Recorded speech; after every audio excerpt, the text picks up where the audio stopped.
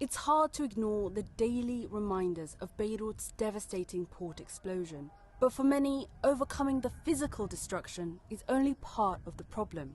A year on, and Tatiana Hasrouti still struggles with the emotional trauma. I was sitting at our neighbor's house, and then their washing machine did a very loud sound.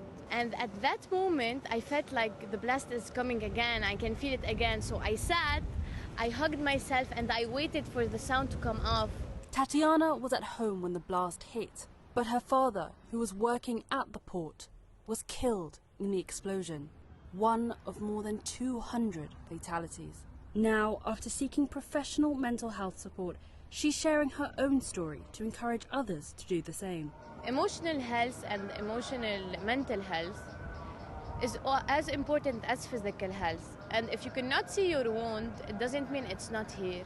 It's a message that has been echoed by international aid groups. In a survey by UNICEF, 1/3 of families said at least one child in their household was still showing signs of psychological distress. And among adults, the rate increased to almost half. At the Embrace Centre in downtown Beirut, these young volunteers operate the 1564 Suicide Prevention Lifeline. The centre now receives more than 1,000 calls to the helpline every month and has seen a rise in the number of patients coming in for in-person therapy. Directly from the blast up until today, we have people tell us, I still think about it.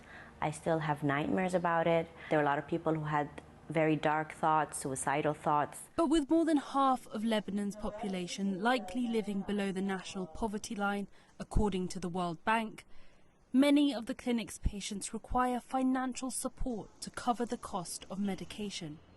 But with pharmacies facing severe drug shortages, it's become even harder for the clinic to help those in need. We have people coming in where we tell them, there's only 2 boxes of medication in the pharmacy. Hey, maybe taper off your meds a little bit so they can last you, because we don't know when the next box is coming in. Imagine.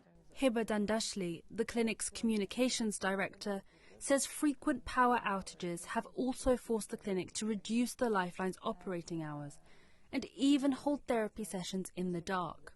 We don't have electricity, we don't have clean water, we don't have gas, and that's where I tell you, our job has become harder. The government's failure to pull the country out of economic ruin is only part of the problem. A year on, and the investigation into the port blast has gone nowhere. For those bearing the invisible scars of the deadly blast, justice would be a small but important step towards healing. When justice is served, it sets you at ease.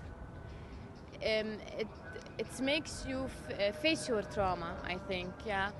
And it's not going to bring back my dad, but it would help me overcome it. It would ensure for me that I'm going to have a better future in this country.